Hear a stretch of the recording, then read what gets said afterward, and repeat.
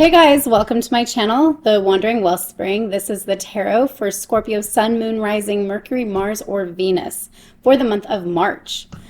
Now, I do this a little bit differently than others you may have seen.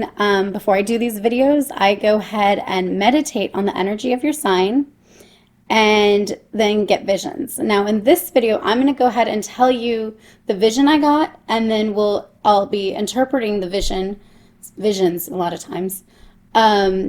In regards to your sign and what you may be dealing with and encountering and just need to focus on for the month of March.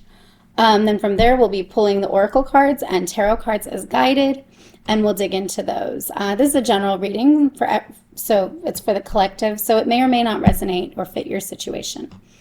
But yeah, please remember to like, comment, and subscribe. Let me know what you want to hear, what you want to see in this channel in general, and what segments you might want, especially during this time. Human contact is huge, so commenting is a really great way to help out the YouTube algorithm, along with, of course, the liking and subscribing. Also, if you see decks that you like in my video, I'll try to mention the decks in the video, but otherwise I'll be listing them in the description below. Hi Scorpio, so this is your reading for March. I'm going to go ahead and start with pulling an oracle card. Oh, and to tell you the vision I got for you in my time for meditation time for you. The first part was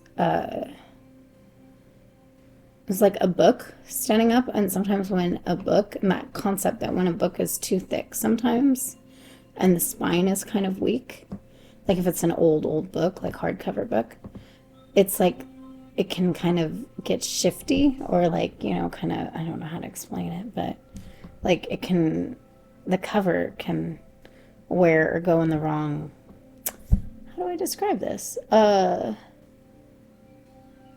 when the spine is like wonky and like too soft, and it's like maybe some of the pages are less connected to it or whatever. Sometimes when you set it down, it can feel like it's going to fall over, and sometimes it might actually fall over if it's like super old like that, unless it's having something to hold it up. And then I asked what the spine was, and I got that, well, I saw basically a line of not kids, like it wasn't, the focus wasn't that they're kids, but students basically at desks, and the desks were in a line. It was actually like this though, instead of like lines, like in classes. And honestly, they were like all against the wall in the back, kind of. But the concept wasn't that they were on the back. Like, that's not what was the focus. The focus was that they were all in a line all together. And so as far as that clarifying what the book spine is, I would see that to mean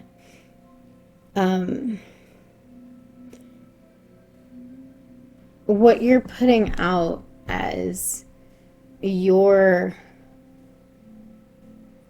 not even attention, but your desire to learn, your ability to learn, your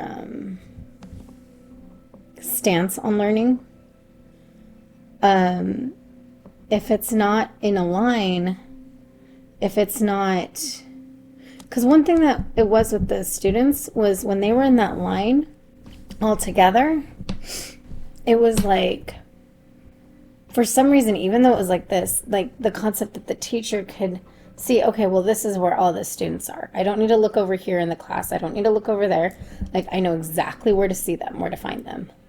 And that was the idea. So if you're putting your attention on learning or studying or, picking up new facts or whatever you're trying to grow and learn in and be a student in, if it's kind of all over the place, then the spine ends up being weak.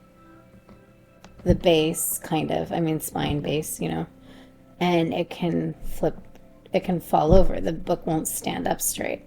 So when the book can stand up straight, then it can leave room for other books to come in there, and it looks nice and it's neat and orderly and everything. And it won't ruin the pages. Whereas like if it falls over and then more things get stacked and things get lost, and then pretty soon you have like books that are like I don't know how to show. I'm trying to show in the camera, but you know, where it's like this instead of like even. Like you have like one cover over here and one cover here because it's like not even anymore.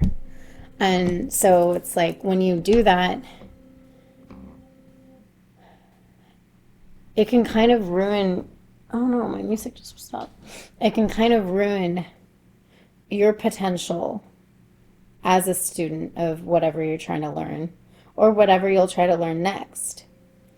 And it can also make it hard to see what you actually do already know, because if they're laying down and if things are cluttered and everything, you can't actually see what you have in your arsenal. Does that make sense? I don't know. We'll see. The reading should probably clarify more. But let's see. Actually, I've been between two different decks on what to use for you guys.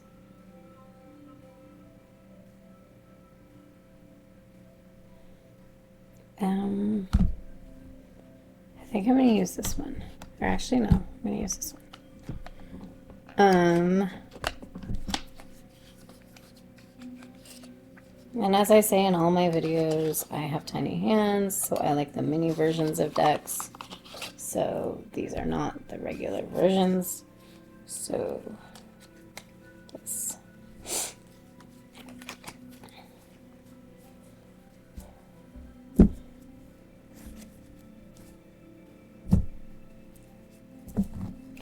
what messages God Universe have for Scorpios for the month of March?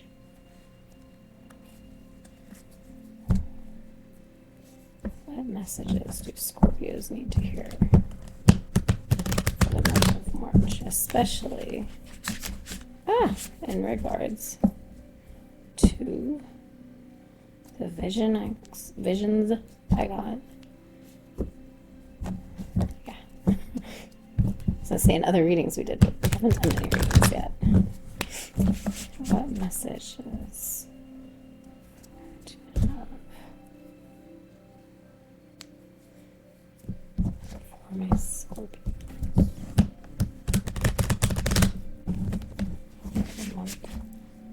She's a black month of March. I can't believe it's already March. Jeez.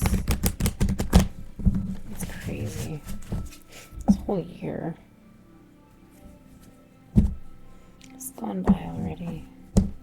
Pretty soon it'll be December, watch. It will be.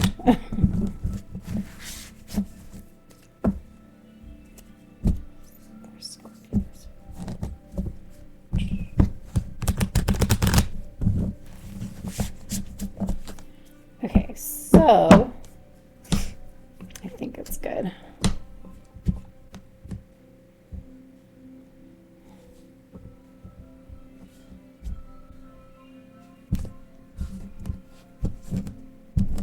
For some reason, like earlier, I was forgetting to cut all the cards. But I overhand shuffle anyway, so it's whatever, but still. As I decide maybe I shouldn't overhand shuffle right now. Guess I'm not going to overhand shuffle. I'm actually just going to pull 3 cards.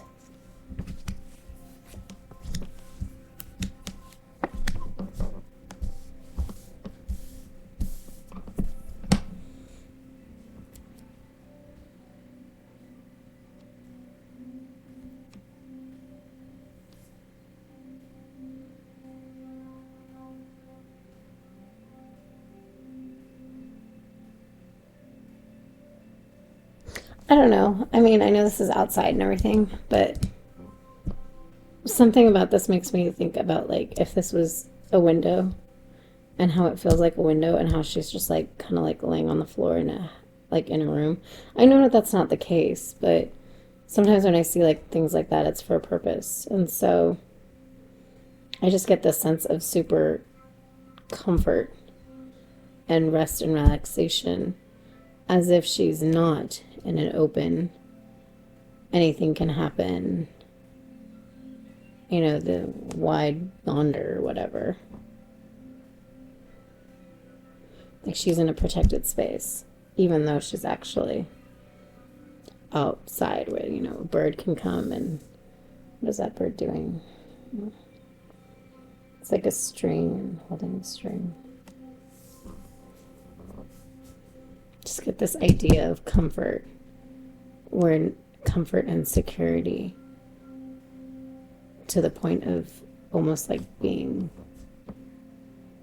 not closed in a bad way, but covered in an area that normally is not.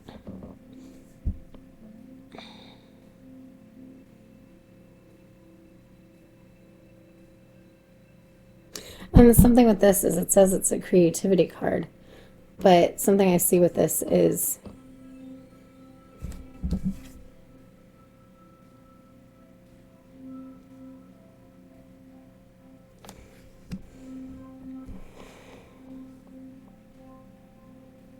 I just imagine her like not swimming, but like swarmed in like all this growth. And where normally like we might look at it and be like, oh, well, this is, you know, the greenery and this is this around me. She's looking at it as like, she might not be, but this is what I'm feeling. It's like, it's as if she's looking at it as like, oh, I made this, I helped grow this. And so she's actually seeing this as, she's seeing her hand and everything around her. She's seeing the beauty in it. So instead of feeling like she's like overwhelmed by it, she's seeing it as like being like reminded of her green thumb. Her ability to grow these plants.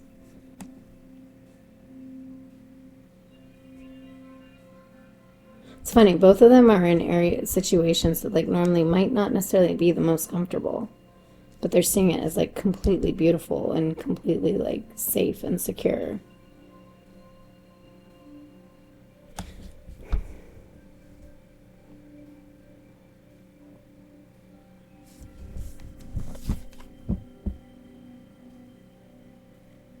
I don't know if those are sticks on the ground or if it's like water and ice and underneath the ice is the sticks going out. I'm going to see it as underneath the ice because that's the way I feel it is and I see. I'm not sure if that's what was intended though. But it's, again, it's like the surface might be a solid piece of ice. But like if you actually look past what you can see or what you can even feel, if you look past what you can feel, you can see that like beyond that, there's layers that show that it's almost like this is like giving structure. I know it's not, but it's almost like she's safer to walk that direction than other directions on the ice because it already has the, not foundation, but the support of sticks underneath it as well. And I know that's not necessarily the case, but that's the way I feel about this card. So again, like she's in a position that could be unsafe, yet she is shown and given safety in it. But she could literally just be like, oh, move her feet on it and be like, yeah, no, I don't like see anything. It's not like, it doesn't actually feel like support's there, but there's support there. It's like, this doesn't necessarily feel like there's art here, but there's art here. And this doesn't really feel like there's a room here, but there's a room here. So it's like going beyond what you might be able to feel or you might be first thought to feel. So it's like the book even, like I'm trying to see how that is with the book. The book, it's like, oh my gosh, the cards are all crazy wonky. With the book, it's like, jeez.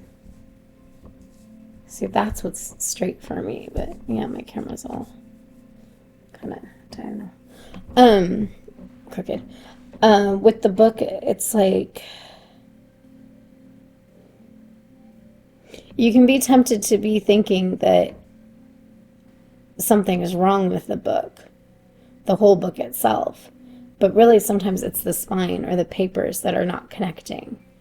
And even then, it's not even just that. It's saying, you know, with the other vision, with that being the row of students, it's like the whole picture together makes the picture. But if you just see one student in the back against the wall, it's like, okay. You see 3 or 4, but when you see them all together, it makes a statement that that was intentional. It's like this, there could be, she could just be told this is really strong. But when she sees that all together, it makes a statement that, okay, this is part of your path going that way. And even if it's not just strong, it's also pointing that direction. So it's part of her path pointing her which way to go. Because she could just be there and be like, okay, which way am I going? Because, yeah, okay, she has a wolf that can smell things. But we don't know if what she's going after is something that can be smelled or if it's a dream or what. And, I mean, and there's also like these flowers or, I think it's flowers. And yeah, it's like, it's pointing her, it's showing her the path. And this is showing her the path. This is showing her, I mean, this is kind of showing her the path. It's like, okay, well, the birds can make their home here, and the birds can, even like the string, like, I can imagine, like, say the bird's like seeing it, it's like, oh, okay, cool, I'm going to use it in making a nest. So it's that concept of, okay, I'm going to take this thing that's from your realm, and I'm going to use it in my realm to do what I normally can do. I'm going to use it to help myself. I'm going to take what's in your realm and I'm going to use it in my realm of creativity to say, okay, this is what I'm actually able to do. This is one of my strengths. I'm going to take what's in your realm, the underground water, and I'm going to use it, or I'm going to see it as part of my path, my growth. So that's really, like, it's kind of abstract. I know I've been saying that with all the readings, but it really kind of is. It's the idea of knowing that one picture doesn't make up the whole, like one picture of one instant doesn't make up the whole picture, the whole scene, the whole whatever, you know? Like kind of like the students, one picture, or even the book. Like if the book was allowed to lay flat because of the wonky spine, and it was like, I just imagine it getting like covered up and all this bad stuff happening, so that's part of it, then it would just be thrown aside as, okay, a book that's kind of in bad shape, and it would just get in worse, get in worse shape. But if you know what the problem is, that you can say, okay, the spine isn't very strong. You can strengthen the spine. You can do something like that. You can treat it differently. You can make sure it's always standing a certain way. You can do different things to work around so that it doesn't just go by the wayside and you forget the whole purpose of what the book was anyways, of trying to learn something, trying to grow in something. Trying to see if there's anything else I'm missing. But yeah, divine love. So, I mean, it's love back and forth. And also love, like, it's, I mean, she's covered and she's taken care of, and so she takes care of. So it's like through the divine love passes through her, loves on her, and then passes through her, and she's able to love others that way. In comfort and joy. Not in like, okay, well, I got to do this for you. I got to do that. Creativity, I already said that. And inspiration, it's, you know, inspired to go that direction. Okay, let's see. Let's go ahead and pull some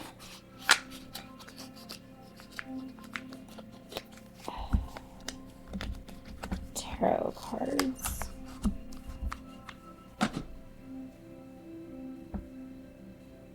Oh yeah, okay, this is the deck.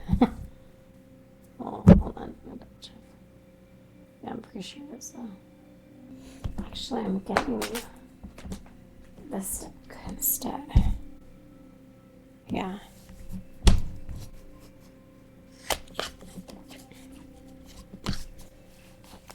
This is one of my favorite decks. But it is an actual regular one, so like a normal size one. Instead of the smaller ones I always use.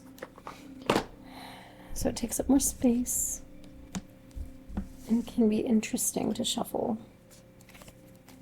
with my hands. Oh my gosh, what did I do? Hold on. Okay, there we go. Okay. I don't read reversals anyways, but things are like backwards and turned around. No, we won't have that. It's not going to be like the book on the shelf upside down. No.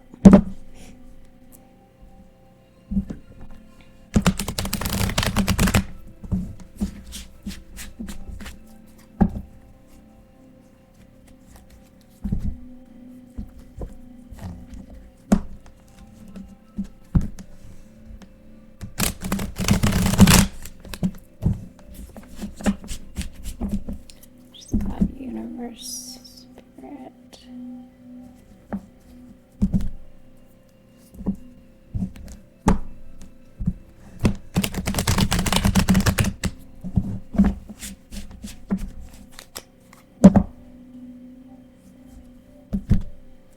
Any messages for Scorpio based off of visions and cards we've seen so far, and whatever Scorpio needs to see for the month of March.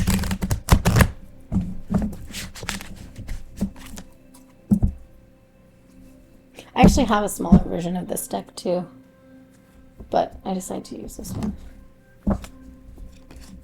the actual one.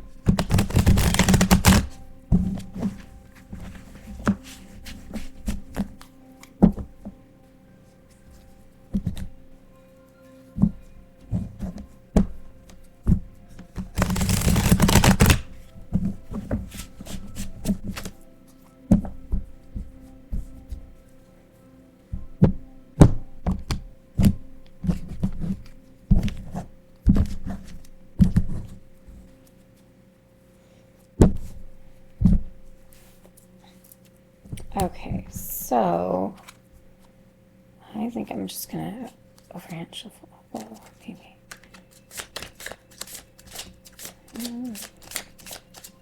Messages for Scorpio. This message. What does Scorpio need to hear for the month of March?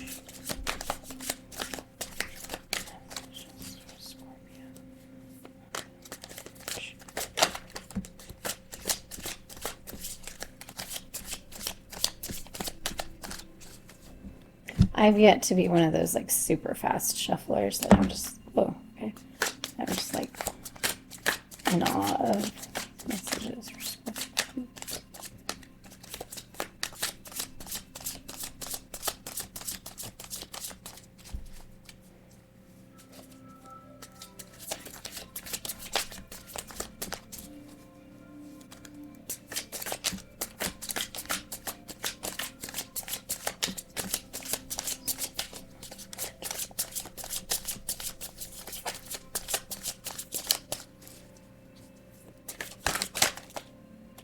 Okay, well, that doesn't belong in here. That's like the card for the deck.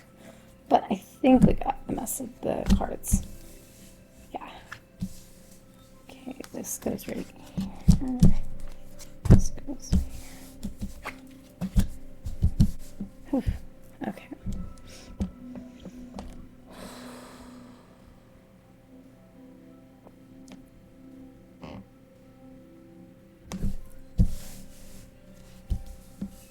There, maybe that helps.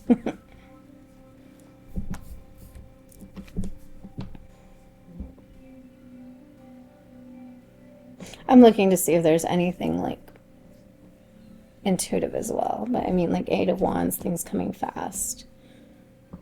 you fast, or you're dealing with them fast. 10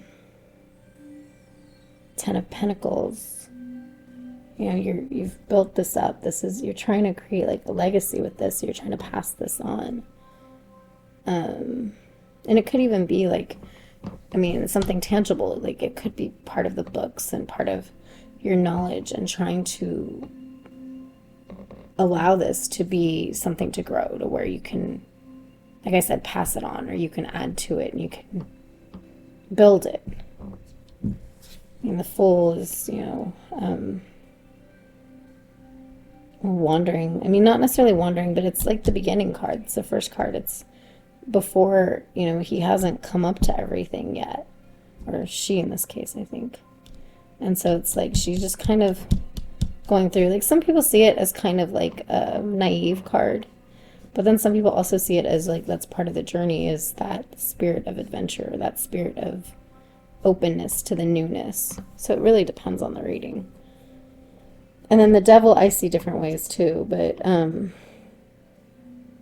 generally it's, it's seeing things for what they are, but it's also taking responsibility. And yeah, seeing the darkness for what it is, calling things for what they are, but also seeing the bondage. So it's like they're not really bound to the devil. They're not even bound to each other. They're literally there because they think they are. Like, it's almost like an Eight of Swords situation, where it's like their paradigm and mentality and focus is what keeps them there. It's not actually because they're bound there. It's almost like the monkey. Like, if you give a monkey, if you give a monkey a banana in a cage. I mean, I don't even know if they have cages like this anymore. But, the idea that you give an animal or whatever, if they hold on to the thing, then they can't get their arm out of the bar. But as soon as they finally let go, they can get through. And that's that concept of they're holding on so much to this fixation. And it might not even be each other. It might be the pain in each other. It might be other things like that. But that's what's keeping them there. But as far as in relation to the reading so far, I'm trying to think as far as, because it was really a matter of seeing things, seeing the path, seeing things for what they are, seeing the underlying situation.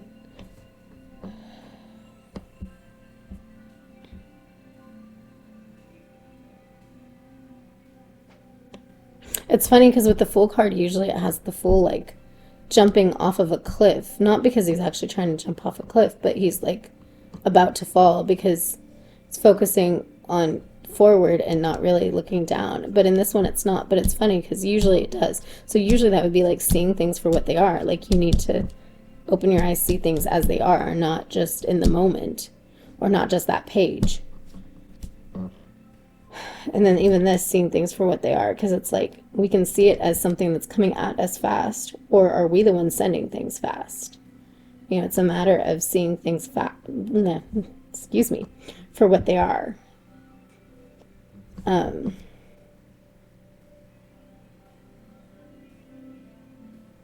then the other thing with the vision was that, with the kids, where if you see them individually, it doesn't make up the actual picture. But if you see them all together, then you start seeing, okay, there's a whole purpose that they're there in the first place. It's like this Eight of Wands. That's coming at you fast. But if it was just one, it would be like, okay, well, that's just somebody throwing wands.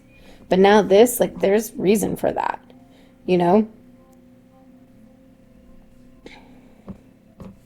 I feel like, I'm trying to see, like, it's pushing energy of that.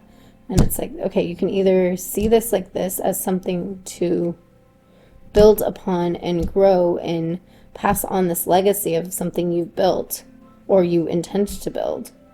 Or you can see it as this, as something you're bound to and you're stuck in, whether you like it or not. And it's not that whether you like it or not, but if this is your focus, then you're stuck because you're not seeing that you can get out. It's like you're going fast into this situation to where you have a choice to see this or to see this. But ultimately, it'll be you embarking on this new path.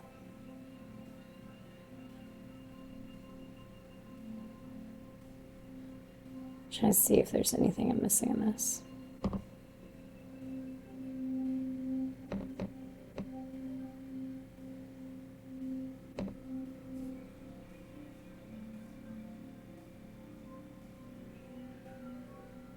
Let's clarify some things here. I'm kind of... Let me see what to clarify first, though. I'm trying to figure out... it's all uneven. Let me see this card first. This also, I see the same thing, because in this card, they're so, like, the same tones that this person might as well look like a rock just sitting there. Like, it doesn't look like individual people. It looks like blobs of color. And that's the thing, is like, if you see things individually, or maybe you haven't been seeing things individually. You've been seeing it as just this whole big picture, as if you can't do anything about it. Kind of like the spine. If it's broken and it's like that, like you've seen it as that, as if you can't do anything about it. Instead of thinking, oh, well, it's because of this and it's because of that, so then I can work around that. But if you just see it as this whole big blob, it looks bigger than you can even deal with. Even this, it's like the devil's right there, right? Like when I first put this card down, I just heard like the devil's in the details, you know? It's perfect for this. But the devil's right there. But the way it's put in this card is it's just the darkness. So it's like you can just see this as this dark blob that is like hovering over you, which could be scary, or you could be giving more power to the blob or whatever. But either way, if you don't know what it is, and all you see it as this big bad or big blob that you can't change, then you start moving, like normally, instinctively, you'd start moving out of the way, or you'd start adjusting things around it, thinking that this is permanent. You know what I mean? Sometimes when something's seen that way, it's seen to be as permanent as something you can't change. Whereas if you know why it's that way, then you can start saying, oh, well, this is a person right here, and this is this person, and this is this person. Okay, so there's not just some like giant like blob of mud or something right there. Does that make sense? So it's like, and especially like, this is the Ten of Pentacles.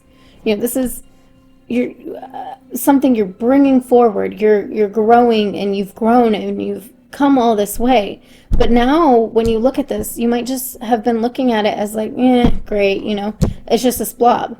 But if you start seeing individual things, you can start seeing the value that's in this Ten of Pentacles. You can start seeing, oh, what was created, and who's this passing on to, and how is this going to work? You can start actually understanding where things are going from here, instead of just seeing it as this book that won't stand up or this whole line of kids that just decided to sit against the back row. You know what I mean? Like, it's weird. Trying to see if there's anything. Yeah, one thing at a time. So see it individually. Instead of this giant thing that's coming at you, there might be an element for some of you need to take it one thing at a time. It might be seeming like it's coming really fast, but don't focus on how many things are coming at you at once. Just do them. Just do them. And you'll be able to.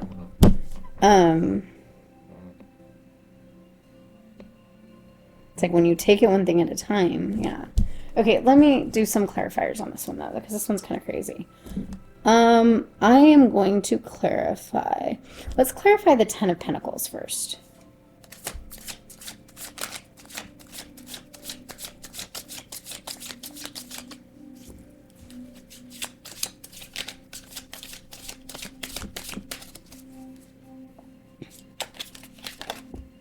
Okay.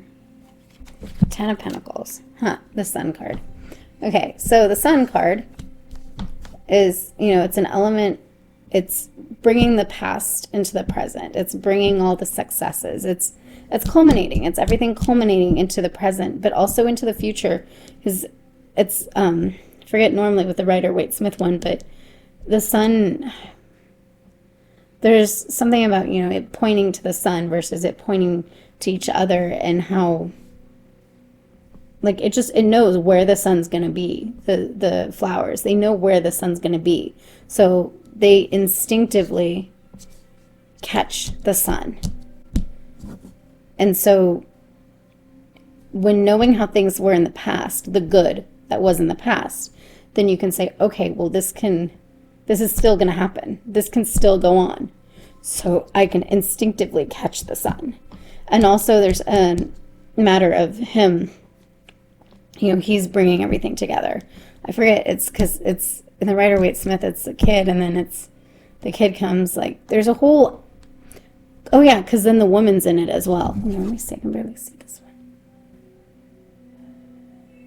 Yeah, the woman's usually in it as well. So it's like all of it coming full circle. And so for this to be clarifying this, though, it's saying, like, even this, it looks like a big giant blob of yellow. But if you start noticing what does what in the cycle and how it all works, then you can start appreciating it instead of just seeing it as this big unmanageable giant blob, or this big unmanageable, like, everything coming at you at once, or the big unmanageable, like the spine being broken, so now the book never stands up, and it's just like you keep putting it up and you keep putting it up and it just falls.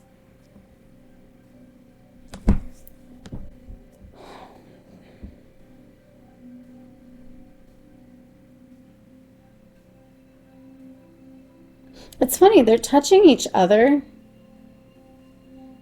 but they're like focused on this light here. So it's like you touch each other, but you're focusing on the light. Like you would think they'd be looking in each other's eyes, but instead they're looking at this light. It kind of feels like a disconnect to me.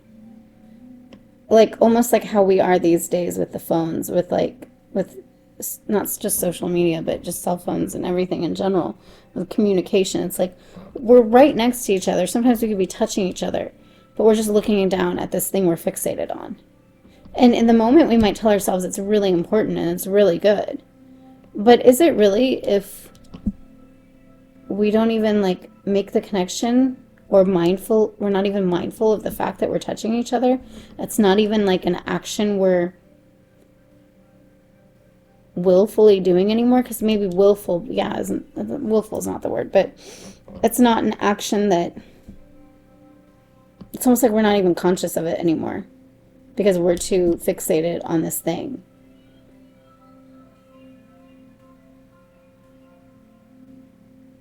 I'm trying to think like if that's anything in this. Let's clarify the devil. Okay, that was kind of crazy, but I feel like it's supposed to come out. So movement with intellectual, but with intellectual movement, it's also a matter of mental. So it's kind of movement, the kind of movement where you're double checking everything and making sure you know everything going on and making sure you have all the information before you move. And it's not even before you move, but like knowing, like making a game plan ahead of time type thing. It's like getting all the information right to make sure you know what you're doing. And so that, clarifying that though, that's what that looks like to me. It looks like being addicted to the internet, or being addicted to social media, or not even social media, internet. Like, okay, I need to know everything going on. I need to know this information. And kind of neglecting each other, that, yeah, we're touching and we say that's a connection, but is that really all we're giving each other? And then if this is that, like, this feels like that same thing of, I need to know this, I need to know that, I need to know this. So much that you lose the heart in the whole debacle in the first place.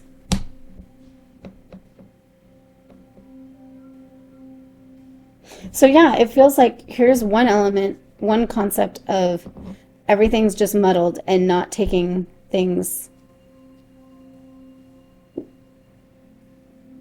clearly or seeing things for what they are. And then here's another where, yeah, there is an element of not seeing things for what they are, but it's in a total different heart of, I just got to get closer. I got to get more of this information. I got to know what I'm doing. To where you kind of lose heart of the whole situation, that you lose the connection. And it seems like this is trying to get here. Like this is trying to get here. Not saying that she's throwing this at here, but you're coming in with this kind of energy, or this is coming at you, and you're trying to get here, and you're like, oh, well, there's a new venture, there's this new thing coming, and I can do this. Yet you've been fighting this and this the whole time, either stuck in your head or stuck fixated on something that it's like, my precious, you know, I'm not going to say the voice. And then, or so not fixated to where you don't even know what's what. Like, it's two total opposite extremes. And through that, you're trying to get here, and it's like a back and forth.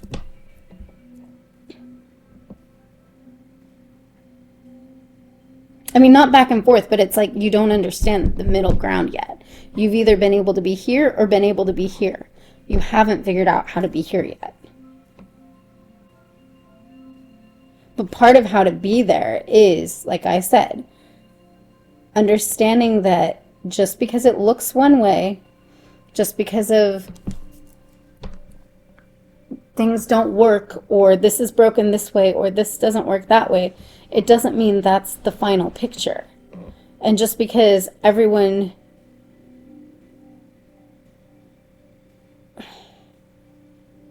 I'm trying to think with the line part with the students.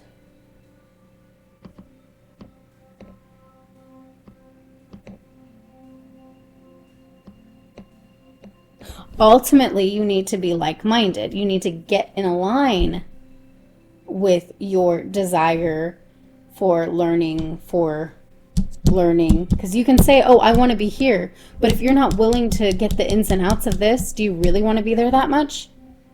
Obviously, it's limited. And you can say you want to be here and learning and everything, but if you're not open to the fact that this is pulling you away from an actual connection to be able to move forward and grow, then again, you're limited. So you need to be honest with yourself and be on the same page, meaning your actions, meaning everything you're doing. Like, say those students were like, your actions, your things you're saying, everything that's coming forward from you to say, I want to learn. If one of them is in the front, one of them's in the back, one of them's in the side, one of them's here, they might all want to learn, but they're not thinking the same way. And this is a situation, for some reason I see those students, they all look alike. So I really do feel like this is all you. You need to be on the same page. If you say you want to do something, you need to follow through. If you say you desire something, you need to take the actions that show that, not show it, but basically you need to look like the same person every day. That's not what I mean. You need to present to yourself an honesty about what you're desiring, where you're trying to go, and what actions to support that you're willing to take. Instead of making excuses and saying, well, I was just trying to get the information, and then losing connection. And instead of, making excuses that, well, I already got this, so I don't need to work on the seeing things for what they are to be able to pass things on.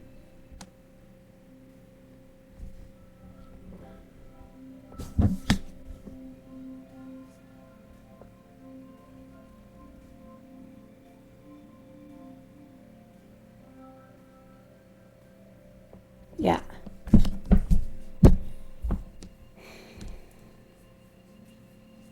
Yeah, if you're trying to get here, you need to be honest with yourself as to what path you're trying to take and you want to take and how that looks.